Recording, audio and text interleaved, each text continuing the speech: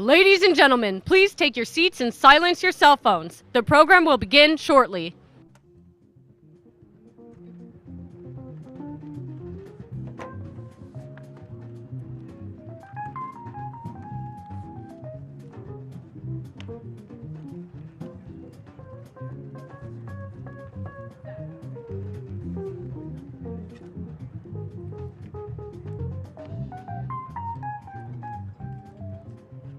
Getting close to Godspeed and honors.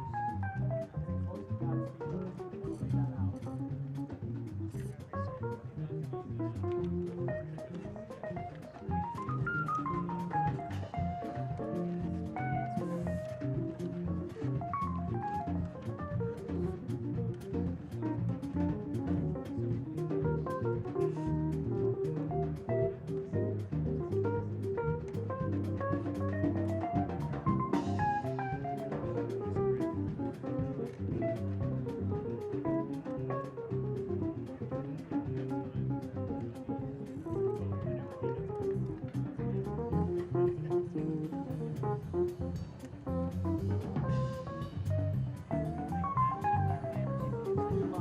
To America the Beautiful, the Washington Post. America the Beautiful. America the Beautiful, Washington Post.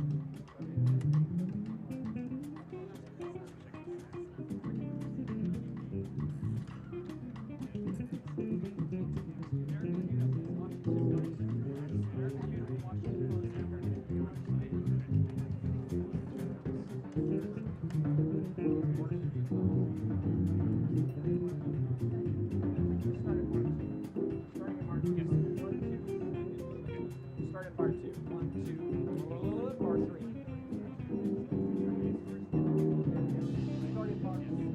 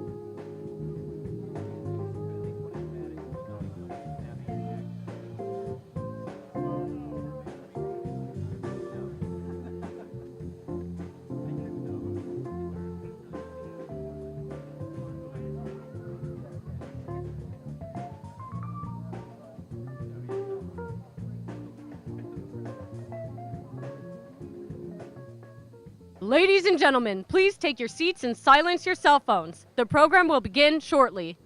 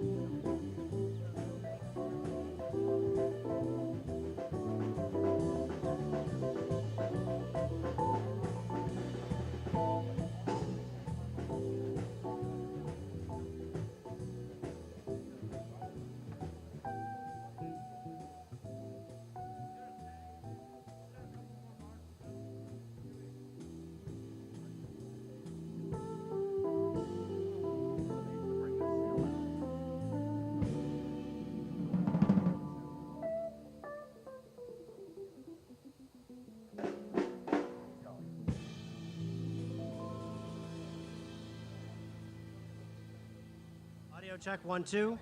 Final audio checks for the press. Audio check, 1, 2.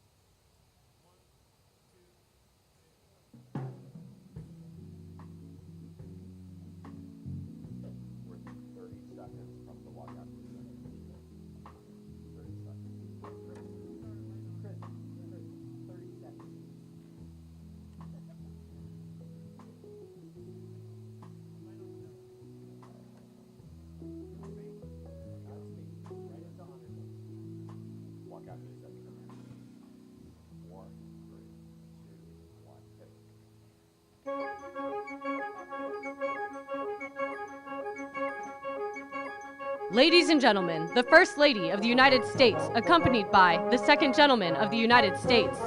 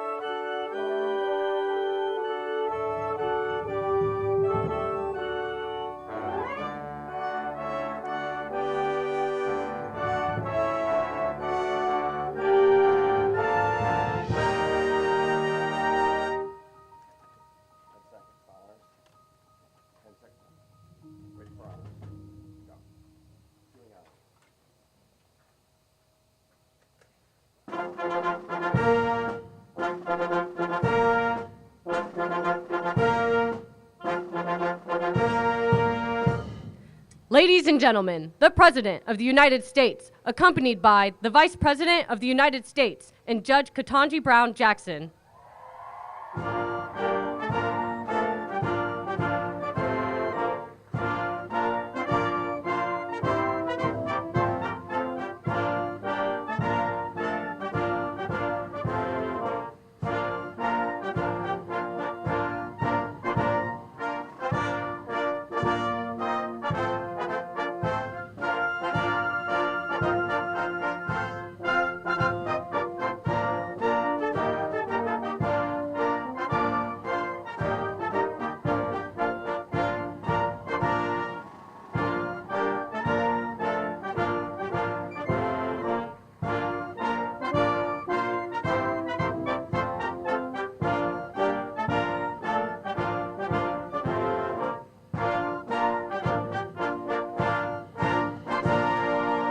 Good morning. Good morning. Good morning, America. Have a seat, please.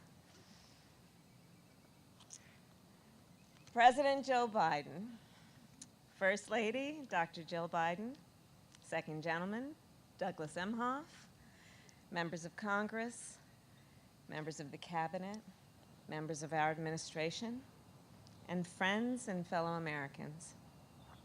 Today is indeed a wonderful day.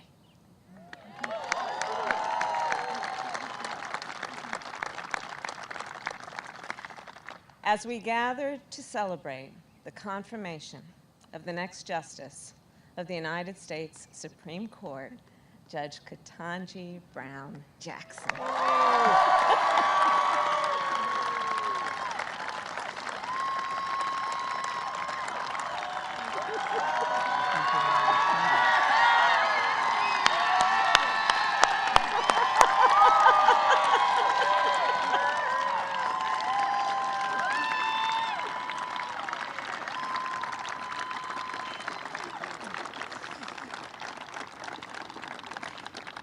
President George Washington once referred to America as a great experiment, a nation founded on the previously untested belief that the people, we the people, could form a more perfect union.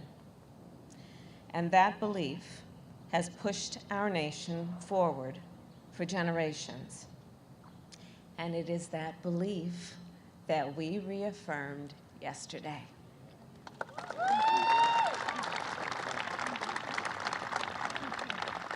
Through the confirmation of the first Black woman to the United States Supreme Court.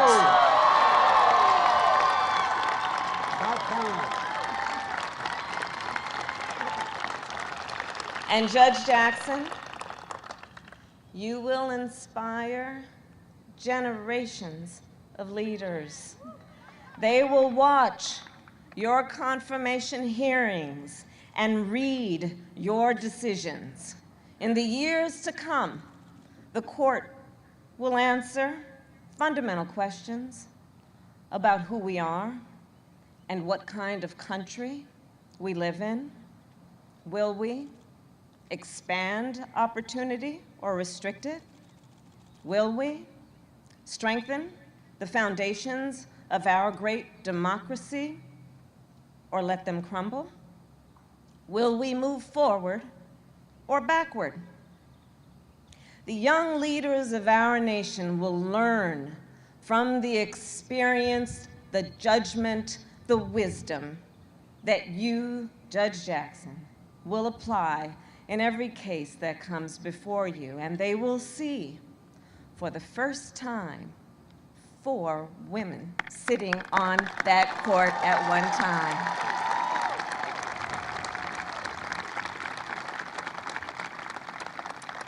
So as a point of personal privilege, I will share with you, Judge Jackson, that when I presided over the Senate confirmation vote yesterday, while I was sitting there, I drafted a note to my goddaughter. And I told her that I felt such a deep sense of pride and joy, and about what this moment means for our nation and for her future. And I will tell you, her braids are just a little longer than yours. But as I wrote to her, I told her what I knew this would mean for her life and all that she has in terms of potential. So indeed, the road toward our more perfect union is not always straight, and it is not always smooth, but sometimes it leads to a day like today.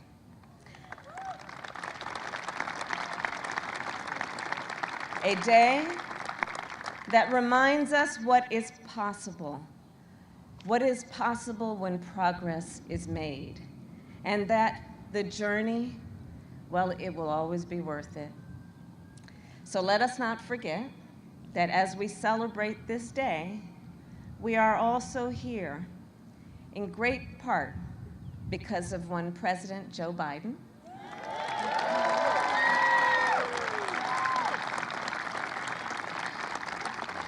and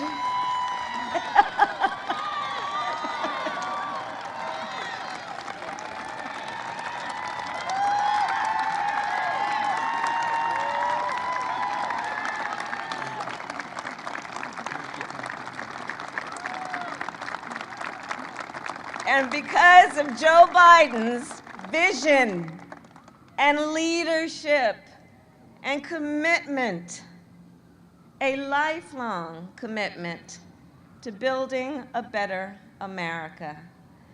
And of course, we are also here because of the voices and the support of so many others, many of whom are in this audience today. And with that, it is now my extreme and great honor to introduce our president, Joe Biden.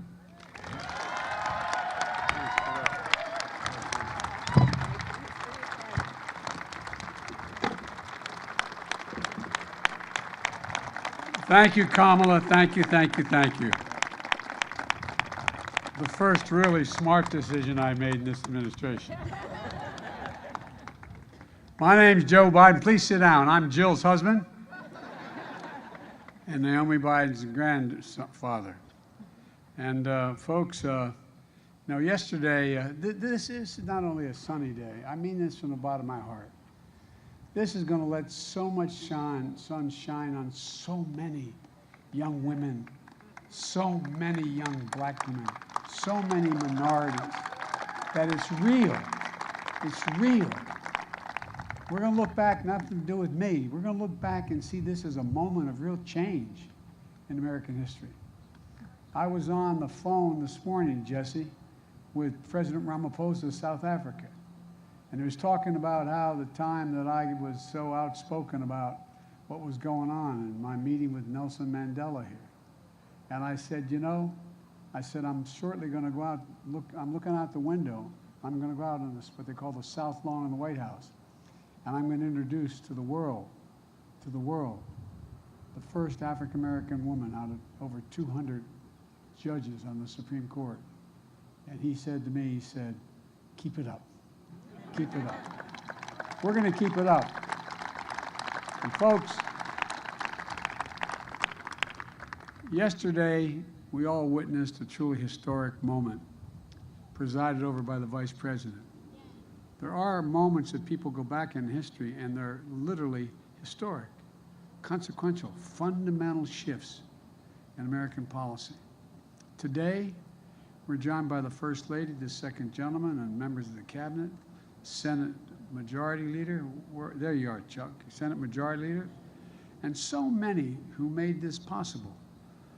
And today is a good day, a day that history is going to remember, and in the years to come, they're going to be proud of what we did, and we're going to try what Dick Durbin did as the chairman of the committee. I'm serious, Dick. I'm deadly earnest when I say that. To turn our children and grandchildren to say, I was there. I was there. This is one of those moments, in my view. My fellow Americans, today I'm honored to officially introduce to you the next Associate Justice of the Supreme Court of the United States, Ketanji Brown Jackson.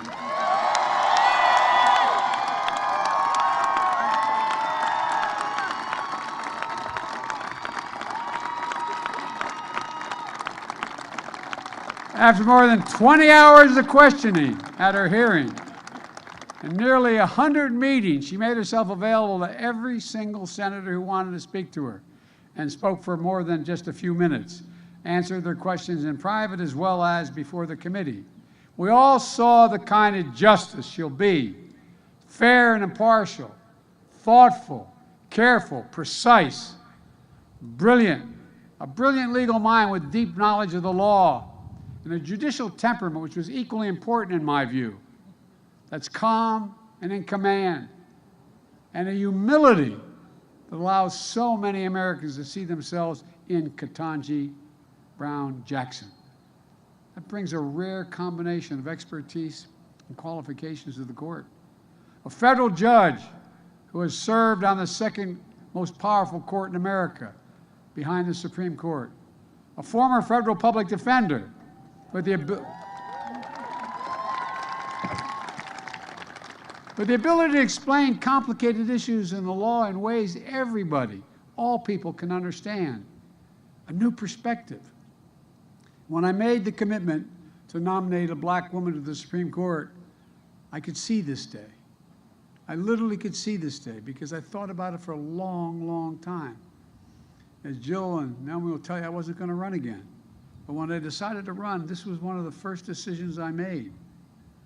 I could see it. I could see it as a day of hope, a day of promise, a day of progress. A day when, once again, the moral arc of the universe, as Barack used to quote all the time, bends a little more toward justice.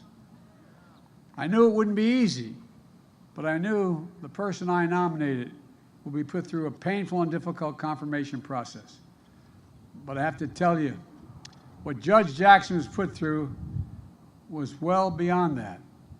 There was verbal abuse, the anger, the constant interruptions, the most vile, baseless assertions and accusations. In the face of it all, Judge Jackson showed the incredible character and integrity she possesses. Poise.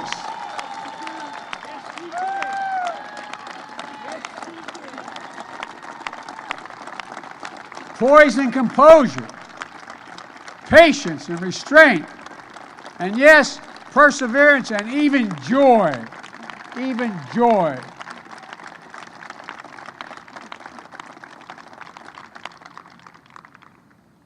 Ketanji, or I'm not going to be calling you that in public anymore. Judge, you are the very definition of what we Irish refer to as dignity. You have enormous dignity, and it communicates to people. It's contagious, and it matters. It matters a lot. Maybe that's not surprising if you look who sat behind her during those hearings. Her husband, Dr. Patrick Jackson, and his family. Patrick, stand up, man. Stand up. Talia and Layla, stand up. I know it's embarrassing the girls. I'm going to tell you what Talia said. I said to Talia, it's hard being the daughter or the son of a famous person. I said, imagine what it's like being president. She said, she may be. I couldn't agree more. Thank you, thank you, thank you, thank you. And Ketanji, her brother, a former police officer and a veteran. Ketanji, stand up, man. This is a man who looks like he can still play, buddy. He's got biceps about as big as my calves. Thank you, bud.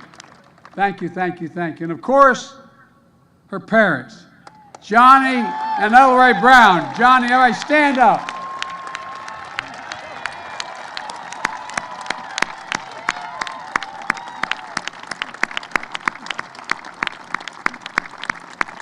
I'll tell you what, as I told Mom's rule in my house. Oh, you not think I'm kidding. I'm not. My mom and my wife as well. Look, people of deep faith, the deep love of family and country, that's what you represent. Who know firsthand, Mom and Dad, the indignity of Jim Crow, the inhumanity of legal segregation, and you had overcome so much in your own lives. You saw the strength of parents and the strength of a daughter that is just worth celebrating. I can't get over, Mom and Dad, what you did and your faith and never giving up any hope. And both that wonderful son you had and your daughter. And that strength lifted up millions of Americans who watched you, Judge Jackson, especially women and women of color, who have had to run the gauntlet in their own lives. So many of my cabinet members are women, women of color, women that represent every sector of the community. And it matters. And you stood up for them as well. They know it. Everybody out there, every woman out there, everyone, am I correct? Just like they have. Just like they have. And same with the women members of Congress as well, across the board. Look, it's a powerful thing when people can see themselves in others. Think about that. What's the most powerful thing? I'll bet every one of you can go back and think of a time in your life where there was a teacher, a family member, a neighbor, somebody who made you believe that you could be whatever you wanted to be. It's a powerful, powerful, powerful notion. That's one of the reasons I believe so strongly that we needed a court that looks like America, not just the Supreme Court. That's why I'm proud to say, with the great help of Dick Durbin, I've nominated more black women judges of federal appeal courts than all previous presidents combined.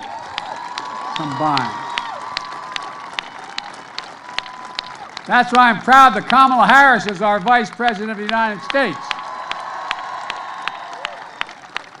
A brilliant lawyer, the Attorney General of the state of California, former member of the Senate Judiciary Committee. Kamala was invaluable during this entire process.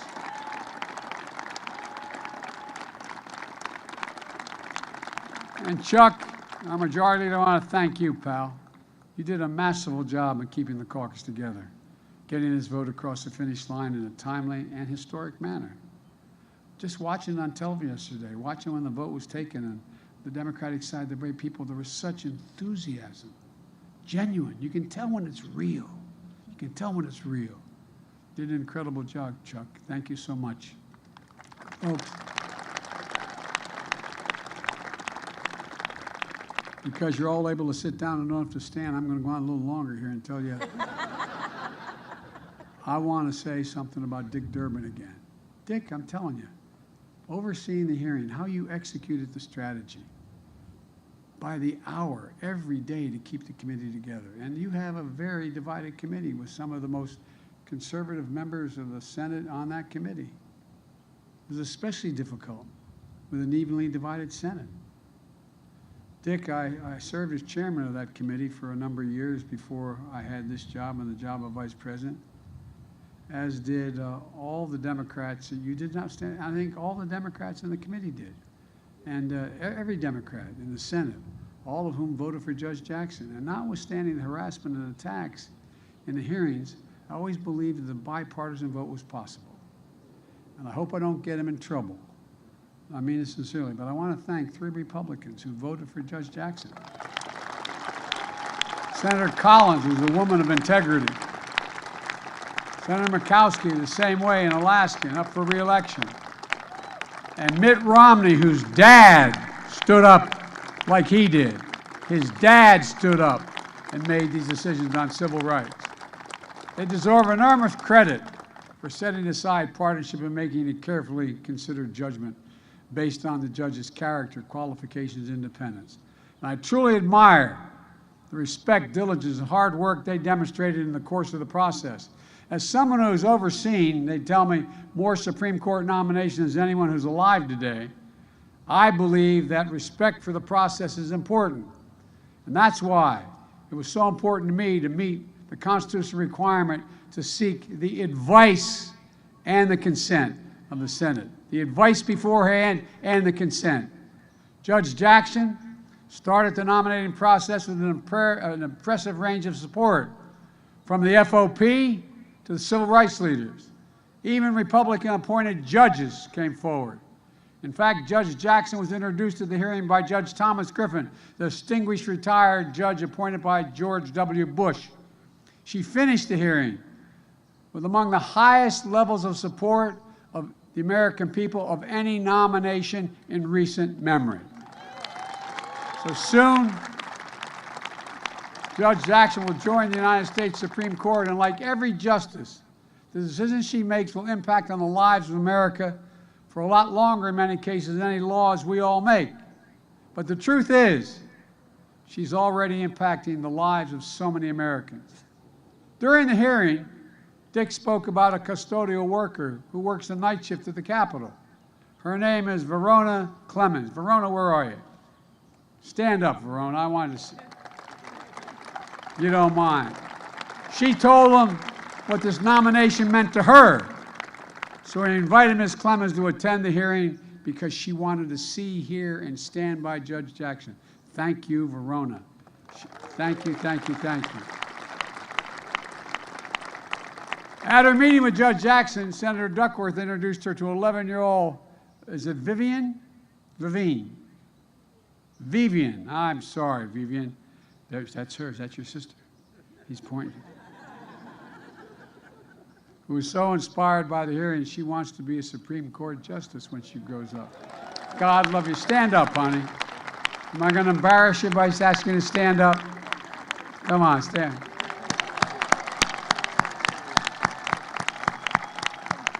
There's tens of thousands of Veens all through the entire United States. She met Judge Jackson and saw her future. Veens, you're here today, and thank you for coming, honey. I know I embarrassed you by introducing you, but thank you. People of every generation, of every race, of every background felt this moment, and they feel it now. They feel a sense of pride and hope and belonging and believing and knowing the promise of America includes everybody, all of us. That's the American experiment. Justice Breyer talked about it when he came to the White House in January to announce his retirement from the court. He used to technically work with me when I was on the Judiciary Committee, and that's before he became a justice. He's a man of great integrity. We're going to miss Justice Breyer. He's a patriot, an extraordinary public service, and a great justice of the Supreme Court. And folks,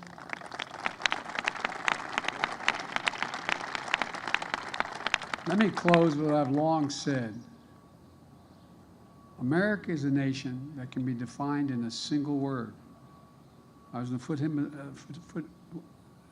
foothills of the Himalayas with Xi Jinping, traveling with him. I guess we traveled 17,000 miles when I was vice president. I don't know that for a fact. And we were sitting alone. I had an interpreter and he had an interpreter. And he looked at me in all seriousness. He said, "Can you define America for me?" And I said what many of you heard me say for a long time. I said, "Yes, I can. In one word, possibilities. Possibilities. That in America, everyone should be able to go as far as their hard work and God-given talent will take them, and possibilities. We're the only ones. That's why we're viewed as the ugly Americans. We think anything's possible."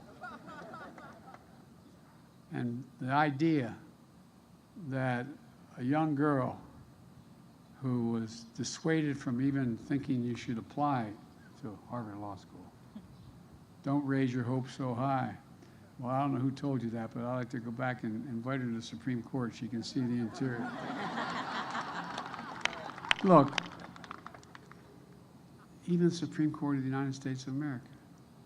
Now, folks, it's my honor, and it truly is an honor. I've been looking forward to it for a while, to introduce you the next Associate Justice of the United States Supreme Court, the Honorable Ketanji Brown Jackson.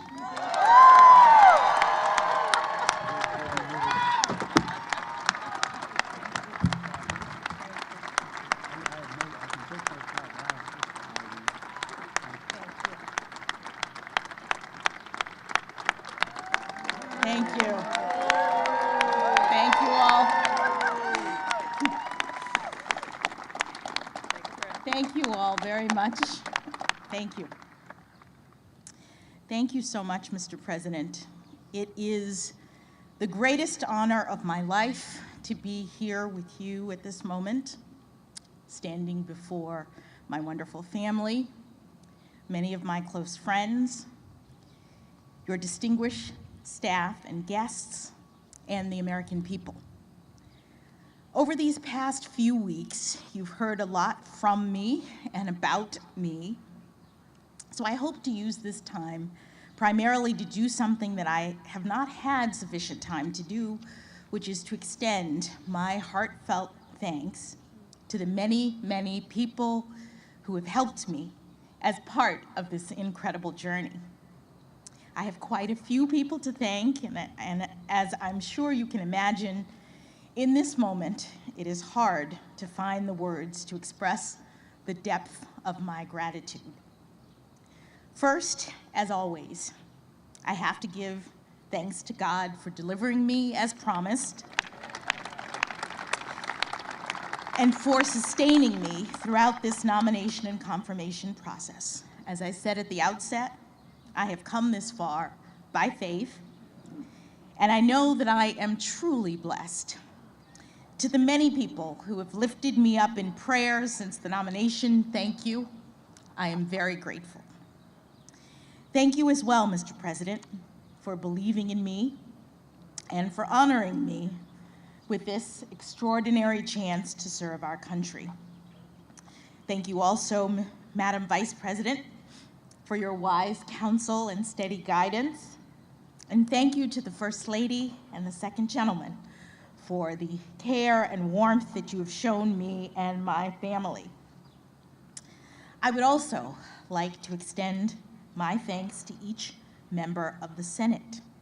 You have fulfilled the important constitutional role of providing advice and consent under the leadership of Majority Leader Schumer. And I'm especially grateful for the work of the members of the Senate Judiciary Committee under Chairman Durbin's skillful leadership. As you may have heard, during the confirmation process, I had the distinct honor of having 95 personal meetings with 97 sitting senators. And we had substantive and engaging conversations about my approach to judging and about the role of judges in the constitutional system we all love. As a brief aside, I will note that these are subjects about which I care deeply. I have dedicated my career to public service because I love this country and our Constitution and the rights that make us free. I also understand from my many years of practice as a legal advocate, as a trial judge, and as a judge on a court of appeals, that part of the genius of the constitutional framework of the United States is its design, and that the framers entrusted the judicial branch with the crucial but limited role. I've also spent the better part of the past decade hearing thousands of cases and writing hundreds of opinions, and in every instance, I have done my level best to stay in my lane and to reach a result that is consistent with my understanding of the law and with the obligation to rule independently without fear or favor. I am humbled and honored to continue in this fashion as an Associate Justice of the Supreme Court of the United States, working with brilliant colleagues, supporting and defending the Constitution, and steadfastly upholding the rule of law.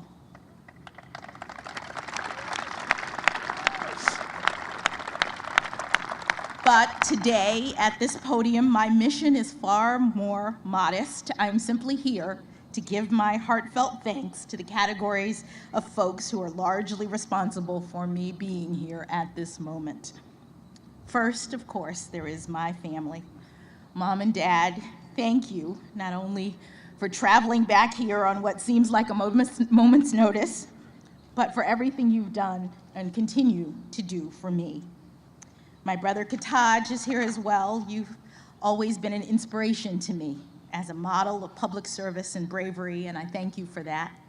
I love you all very much. To my in-laws, Pamela and Gardner Jackson, who are here today, and my sisters-in-law and brothers-in-law, William and Dana, Gardy and Natalie, thank you for your love and support. To my daughters, Talia and Layla, I bet you never thought you'd get to skip school by spending a day at the White House. This is all pretty exciting for me as well, but nothing has brought me greater joy than being your mother. I love you very much.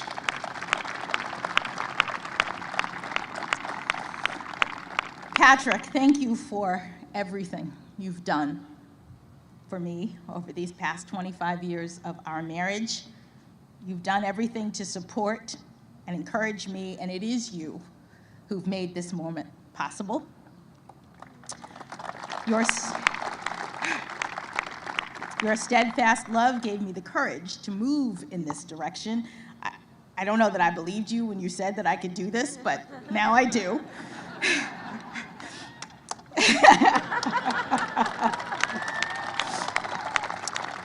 And for that, I'm forever grateful. In the family category, let me also briefly mention the huge extended family, both Patrick's and my own, who are watching this from all over the country and the world. Thank you for supporting me. I hope to be able to connect with you personally in the coming weeks and months.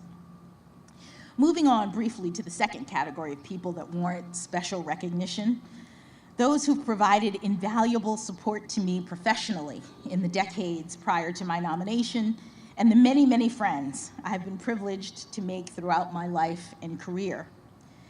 Now, I know that everyone who finds professional success thinks they have the best mentors, but I truly do. I had 3 inspiring jurists for whom I had the privilege of clerking: Judge Patty Saris, Judge Bruce Selya, and of course, Justice Stephen Breyer. Each of them is an exceptional public servant, and I could not have had better role models for thoughtfulness, integrity, honor, and principle, both by word and deed. My clerkship with Justice Breyer in particular was an extraordinary gift, and one for which I've only become more grateful with each passing year. Justice Breyer's commitment to an independent, impartial judiciary is unflagging. And for him, the rule of law is not merely a duty, it is his passion. I am daunted by the prospect of having to follow in his footsteps, and I would count myself lucky, indeed, to be able to do so with even the smallest amount of his wisdom, grace, and joy. The exceptional mentorship of the judges for whom I clerked has proven especially significant for me during this past decade of my service as a federal judge. And of course, that service itself has been a unique opportunity. For that, I must also thank President Obama, who put his faith in me by nominating me to my first judicial role on the Federal District Court.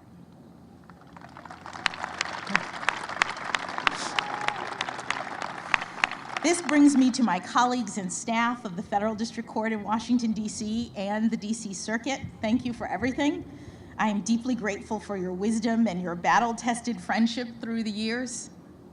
I also want to extend a special thanks to all of my law clerks, many of whom are here today, who have carved out time and space to accompany me on this professional journey. I'm especially grateful to Jennifer Gruda, who has been by my side since nearly the outset of my time on the bench and has promised not to leave me as we take this last big step. To the many other friends that I have had the great good fortune to have made throughout the years, from my neighborhood growing up, from Miami Palmetto Senior High School, and especially the debate team, from my days at Harvard College, where I met my indefatigable and beloved roommates, Lisa Fairfax, Nina Coleman Simmons, and Antoinette Sequeira Coakley. They are truly my sisters. To my time at Harvard Law School and the many professional experiences that I've been blessed to have since graduation, thank you. I have too many friends to name, but please know how much you've meant to me and how much I have appreciated the smiles, the hugs, and the many atta-girls that have propelled me forward to this day. Finally, I'd like to give special thanks to the White House staff and the special assistants who provided invaluable assistance in helping me to navigate the confirmation process. My trusted Sherpa, Senator Doug Jones, was an absolute godsend.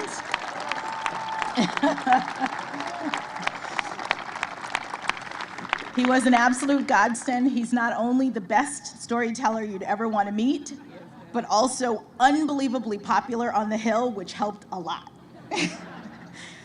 I'm also standing here today in no small part due to the hard work of the brilliant folks who interact with the legislature and other stakeholders on behalf of the White House, including Louisa Terrell, Rima Doden, Tona Boyd, Minion Moore, Ben LaBalt, and Andrew Bates.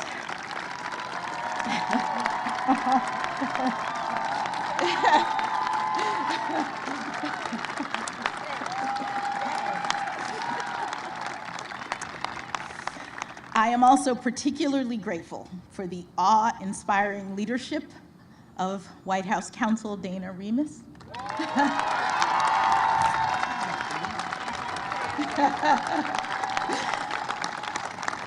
of Paige Herwig. Where's Paige? And Ron Klain. They led an extraordinarily talented team of White House staffers in the Herculean effort that was required to ensure that I was well prepared for the rigors of this process and in record time. Thank you all. Thank you as well to the many, many kind-hearted people from all over this country and around the world who have reached out to me directly in recent weeks with messages of support.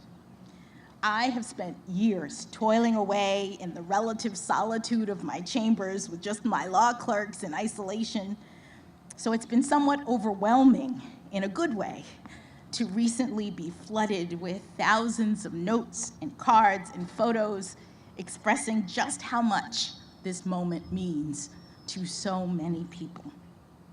The notes that I've received from children are particularly cute and especially meaningful because more than anything, they speak directly to the hope and promise of America.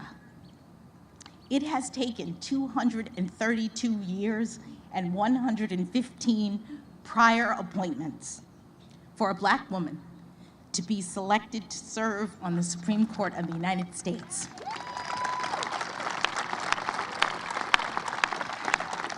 But we've made it.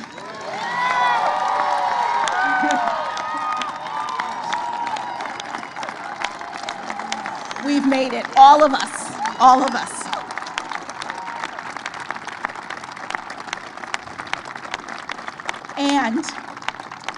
And our children are telling me that they see now, more than ever, that here in America, anything is possible.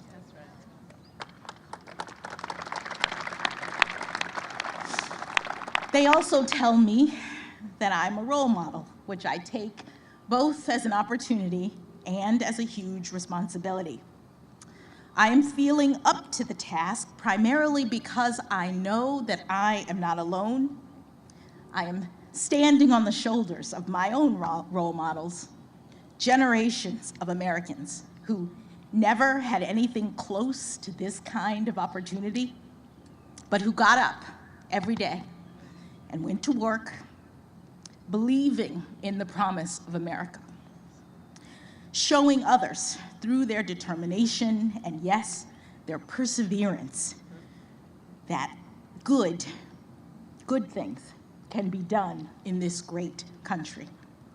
From my grandparents on both sides, who had only a grade school education but instilled in my parents the importance of learning, to my parents, who went to racially segregated schools growing up and were the first in their families to have the chance to go to college. I am also ever buoyed by the leadership of generations past who helped to light the way: Dr. Martin Luther King Jr., Justice Thurgood Marshall, and my personal heroine, Judge Constance Baker Motley.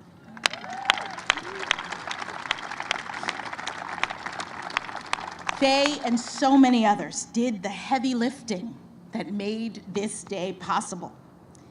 And for all of the talk of this historic nomination and now confirmation, I think of them as the true path breakers. I am just the very lucky first inheritor of the dream of liberty and justice for all.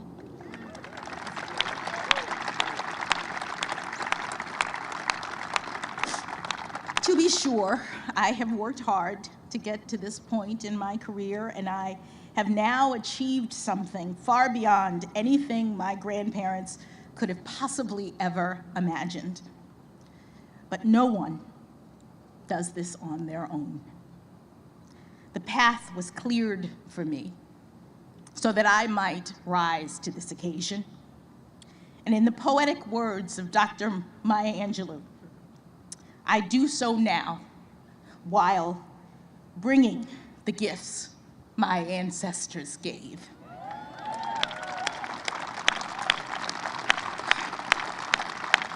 I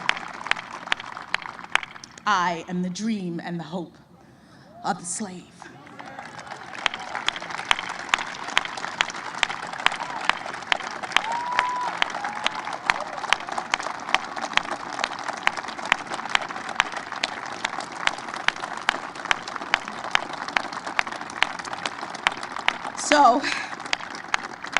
So as I take on this new role, I strongly believe that this is a moment in which all Americans can take great pride. We have come a long way toward perfecting our union. In my family, it took just one generation to go from segregation to the Supreme Court of the United States.